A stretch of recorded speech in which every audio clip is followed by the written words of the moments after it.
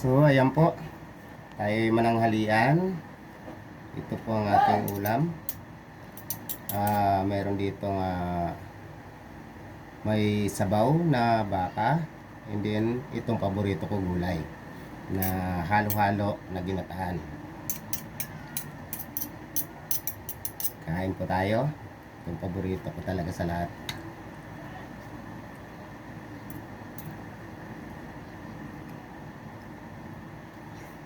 Mmm.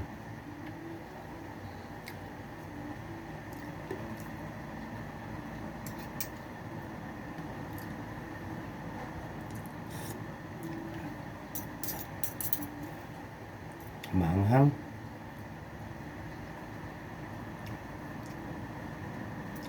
Sarap talaga pag yung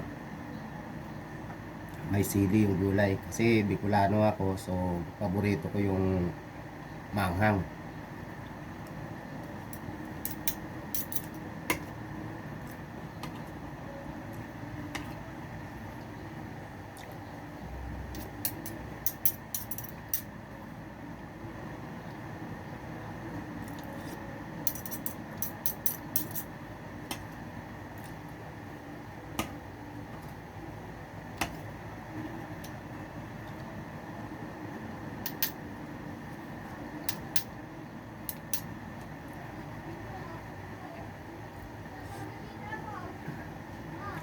Sarap ng sabaw. Ito po ay laman ng baka. Kala ko sana kasi magpares. Ang problema, nag-lockdown. Magtitinda sana ako ng pares. Kaya hindi natuloy. Ito pinaluto ko na lang sa mama ko.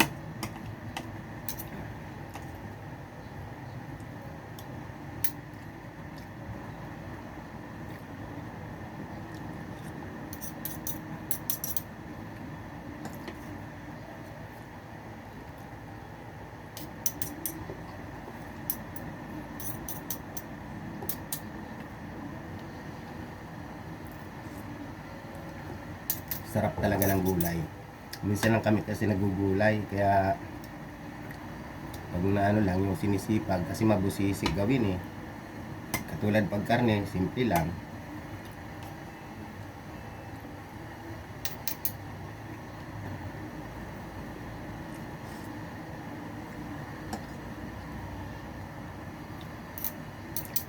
Napakalambot ng karne ng baka. Sulit pagkakaluto. Sana magluluto ay marami yan, 1 kilo. Hindi naman kumakain yung aking partner, so ako lang ang kakain. Kaya pinaluto ko na doon kila mama, humingi na lang ako.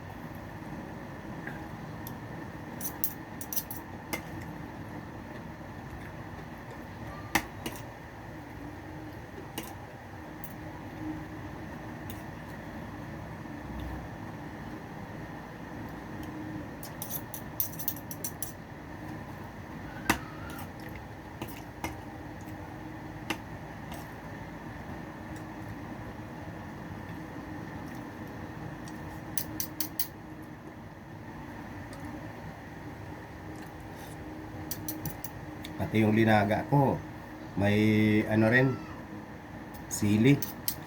Nilagyan ko. Kaya maanghang siya.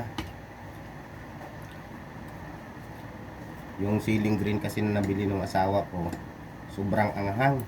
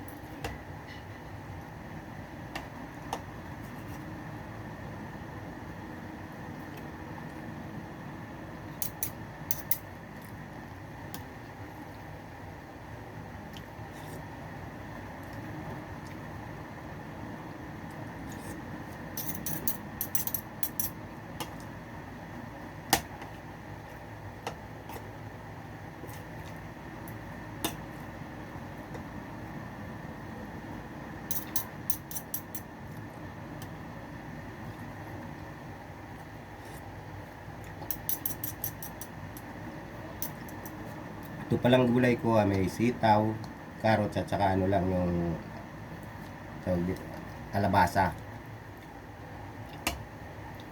Ito yung sili na ano, green na inalo ko, sobrang anghang. Talagang parang may sumasabog na bomba sa bunga pag kinakagat.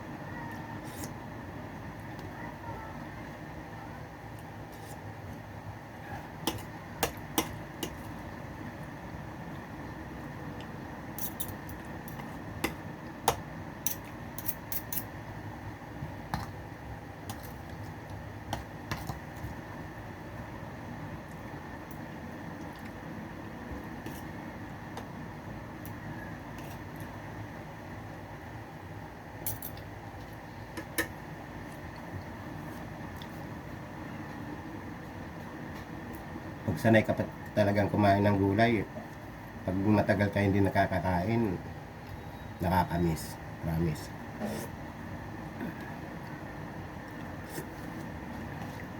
Sa probinsya kasi, talagang halos araw-araw may gulay.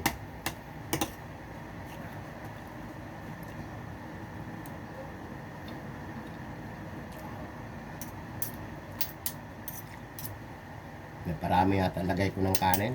Nahirapan ako ubusin.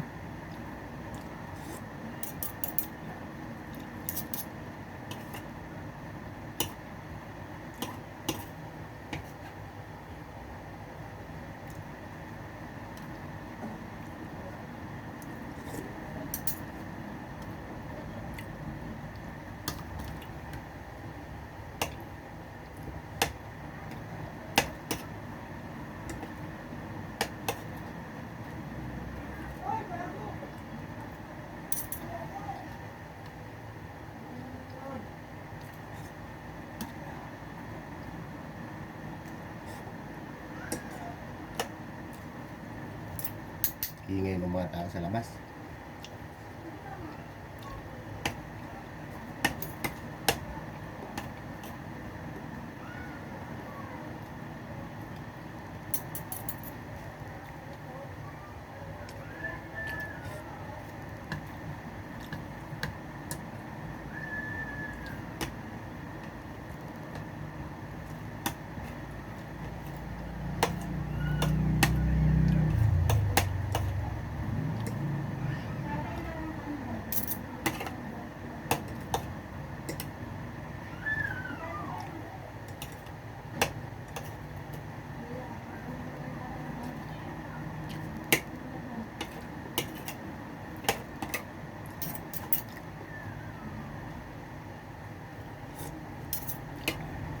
Sarap talaga ng gulay.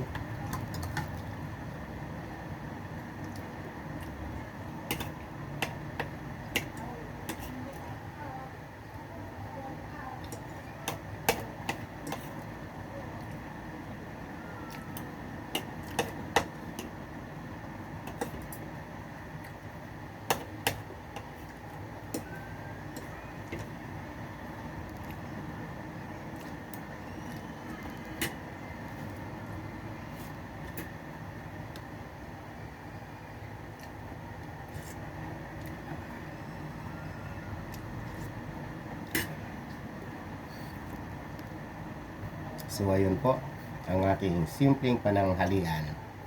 Maraming salamat po sa inyong panonood. Bye!